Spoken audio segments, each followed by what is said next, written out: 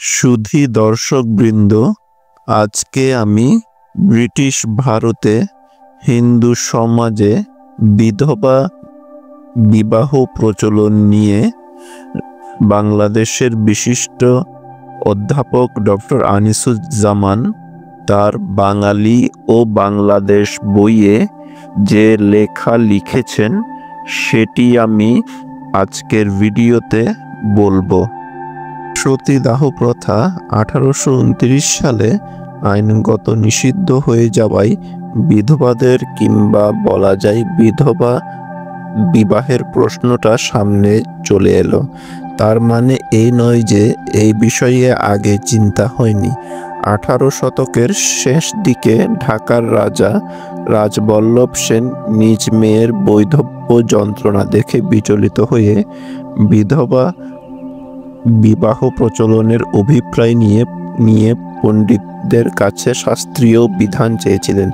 তিনি নানা অঞ্চলের পণ্ডিতের অনুকূল মত লাভ করলেও নবদ্বীপের মহারাজ কৃষ্ণচন্দ্র রায়ের কূটকৌশলের ফলে সেখানকার পণ্ডিতেরা বিধবা বিবাহ শাস্ত্রসম্মত বলে স্বীকার করেও আচার বিরুদ্ধ বলে এর প্রচলনে মত দেননি। 19 শতকে আবার নবদ্বীপের আরেক রাজা শ্রী শ্রীশচন্দ্র রায় যখন বিধবা বিবাহ প্রচলনে ইচ্ছুক হন তখনও ঠিক একই বিষয় ঘটে। অন্যদিকে রামমোহনের আত্মীয় সভার সদস্যরা বাল্য বিবাহ ও বাল বৈধব্য নিয়ে আলোচনা এবং ইয়ং বেঙ্গলের তরুণেরা বিধবা বিবাহ নিয়ে রীতিমতো লেখালেখি শুরু করে দেন। 1837 সালে ভারতীয় ল কমিশন বিধবা বিবাহের অনুকূলে আইন পাশের বিষয়ে কলকাতা, এলাহাবাদ ও মাদ্রাজ প্রভৃতি অঞ্চলের সদর দেওয়ানি আদালতের বিচারকদের পরামর্শ চান। মানবিক কারণে এর প্রয়োজনীয়তা স্বীকার করেও আদালতের পক্ষ থেকে বলা হয় যে বিধবা বিবাহের আইন করার উদ্যোগ নিলে হিন্দু সমাজকে আঘাত দেওয়া হবে।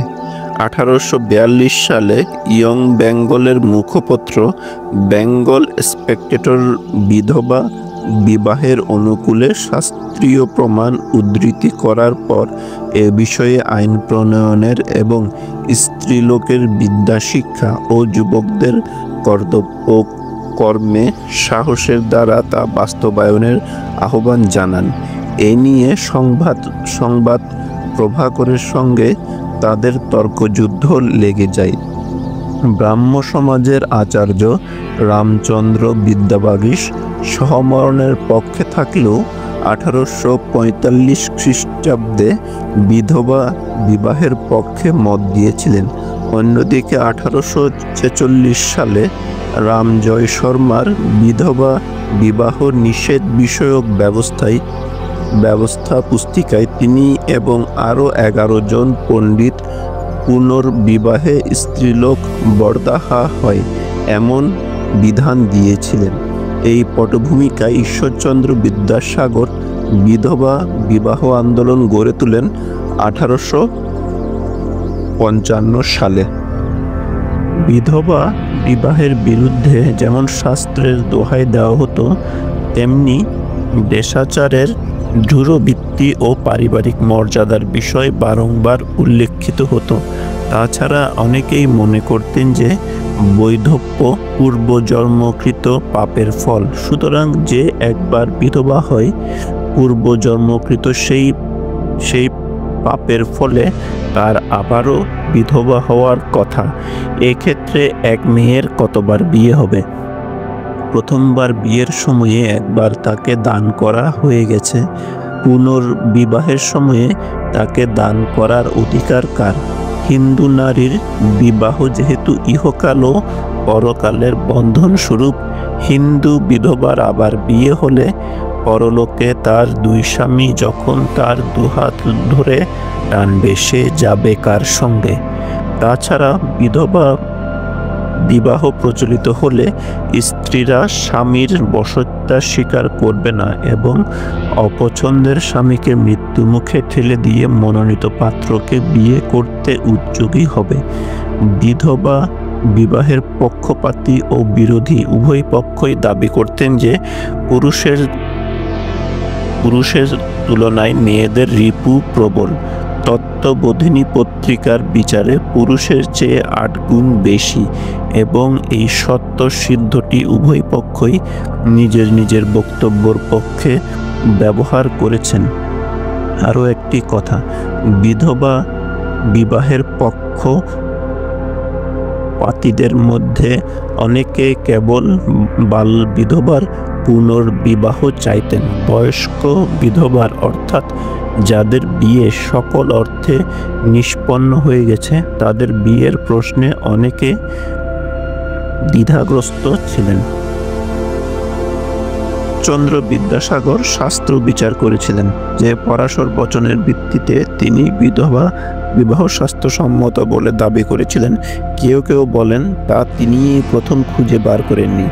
এ কথা কতদূর সত্য বলা মুশকিল, তবে এটা সুস্পষ্টই দেখা যায় যে এই বচন উদ্ধৃত করার পরও তার ব্যাখ্যা সম্পর্কে পণ্ডিতদের মতভেদ হয়েছিল।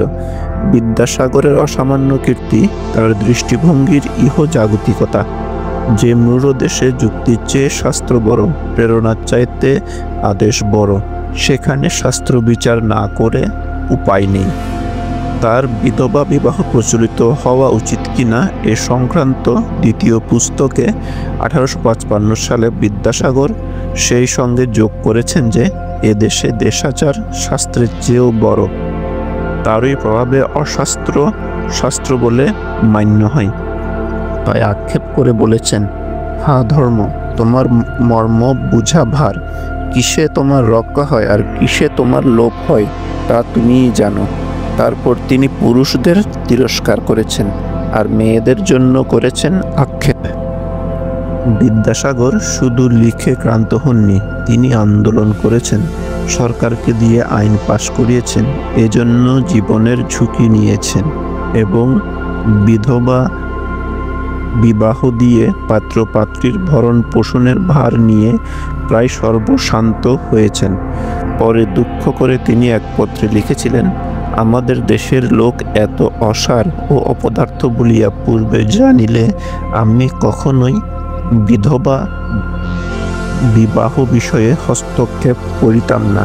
তার দুঃখবোধের এক কারণ ছিল এই যে বিধবা বিবাহের জন্য মাসিক ও এককালীন অর্থ সাহায্য করবেন বলে যারা প্রতিশ্রুতিপত্রে স্বাক্ষর করেছিলেন তারা অনেকেই পরে কথা রাখেননি।